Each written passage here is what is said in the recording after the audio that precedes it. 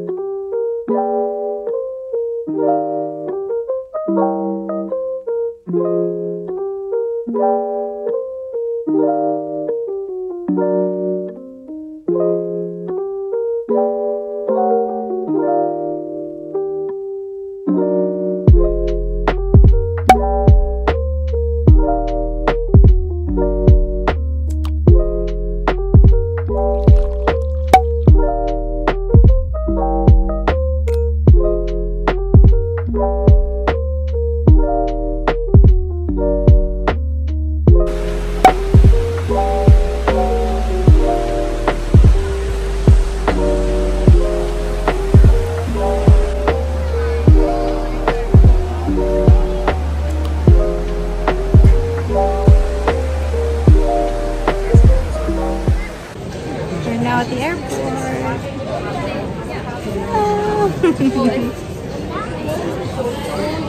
It's now 5:20 ng hapon and yung flight namin is 6:59 p.m. pa. But nag-dinner na kami. So, ang flight namin 6:59 is from Orlando to Atlanta.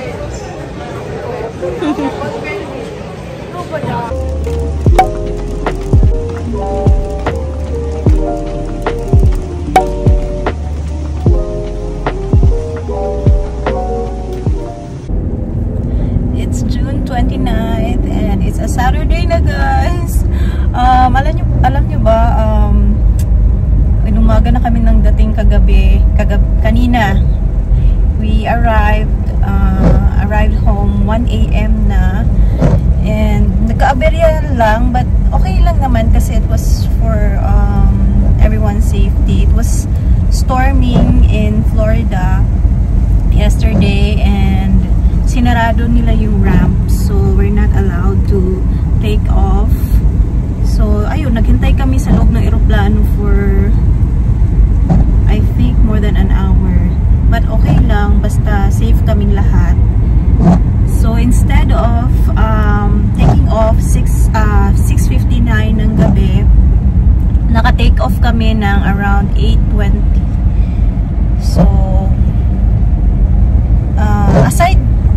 aside from that, nung mag-ano na sana, okay na sana yun na binuksan na ng Florida yung yung tawag nito, yung ramp.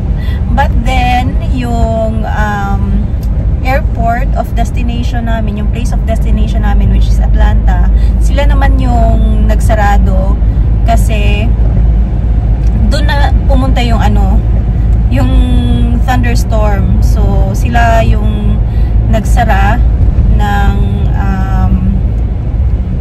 runway, sinara nila. So nung okay na sana yung sa Florida, tapos ready na sana kami, tapos in-announce ng in-announce ng pilot na yung Atlanta naman yung nagsara. So, ayun, naghintay lang talaga kami sa sa plane, and naka-take off kami around 8:20 ng gabi. At dumating kami sa Atlanta around 10 past 10. And naglakad pa kami papunta sa next gate namin for our flight to Alabama. But on time naman yung sa Alabama na flight namin. Atlanta to Alabama. So, it was all good. All is well.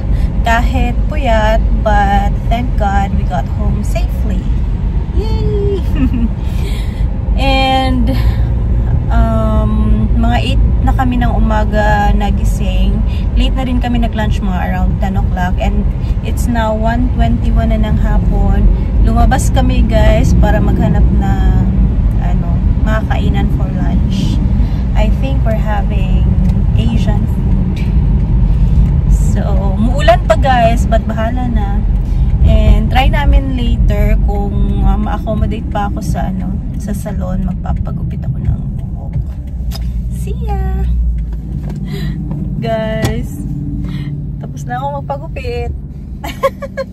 Sobrang sobrang ikli. But feels so light. Thank you, my love. I had what did we have for lunch? I had noodles, spicy garlic noodles, and Ken had teriyaki chicken for lunch. It was good. And after nun, dumiretso na kami sa salon. Tas ayun, and first time kong nagpasalon dito, guys. Haircut lang, ha. Magkano yung nabayaran namin? 25.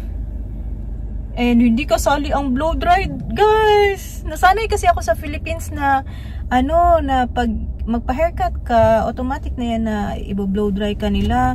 Tapos nung sinabi niya na, is there anything else I can do for you? I said, no, I'm good.